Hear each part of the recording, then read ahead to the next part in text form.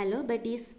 உங்கள் குழந்தைங்க 2 to 5 ஏஜுக்குள்ளே இருந்தாங்கன்னா அவங்கள கண்டிப்பாக அங்கன்வாடியில் சேர்த்து விடுங்க. அங்கன்வாடியை பார்த்தீங்கன்னா நிறைய பெனிஃபிட்ஸ் இருக்குது.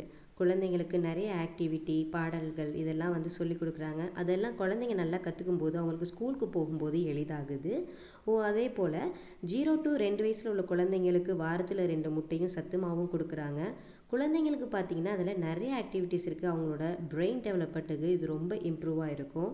அது மட்டும் இல்லாமல் பார்த்திங்கன்னா மதிய நேரத்தில் நல்லா அவங்களுக்கு சத்தான ஒரு உணவோடு இப்போ பயிர் சுண்டல் இதெல்லாம் வழங்கப்படுது. வாரத்தில் 3 முட்டை. சாயங்கால நேரத்தில் பார்த்தீங்க அப்படின்னா சத்து மாவு உருண்டை இதெல்லாம் கொடுக்குறாங்க. சரஸ்வதி பூஜை அந்த மாதிரி நாட்களில் தான் மெயினாக குழந்தைங்கள அதிகமாக அங்கன்வாடியில் சேர்க்குறாங்க.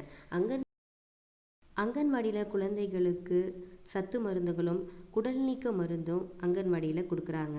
மாதந்தோறும் குழந்தைகளை மெடிக்கல் டீம் செக் பண்ணுறாங்க.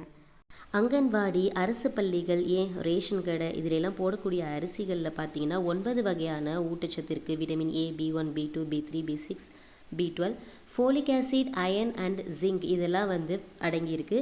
இது பார்த்தீங்கன்னா 1 கிலோவுக்கு 100 கிராம் அப்படின்ற அளவில் அரிசியில் கலந்துருக்காங்க. இது பார்க்குறதுக்கு வெள்ளை வெள்ளையாக இருக்கும். நீங்கள் அலசும் போது பார்த்தீங்கன்னா அது மேலே மிதந்துக்கிட்டு வரும். நிறைய பேர் பிளாஸ்டிக் அரிசி அப்படின்னு சொல்லி நானே நிறைய இடங்களில் கேள்விப்பட்டிருக்கிறேன். ஆனால் அது பிளாஸ்டிக் அரிசி கிடையாது. இதெல்லாம் நுண்சத்துக்கள் அடங்கிய அரிசி. இதை நீங்கள் நல்லா களைஞ்சி வடிகட்டும் போது அந்த அரிசி மேலே மிதந்துருது பார்த்தீங்களா, அதை திரும்பி நம்ம அதிலேயே இன்க்ளூட் பண்ணிக்கணும். அப்போ தான் நமக்கு அதில் இருக்கக்கூடிய சத்துக்கள் முழுமையாக நமக்கு கிடைக்கும். இது முழுக்க முழுக்க செறிவூட்டப்பட்ட அரிசி.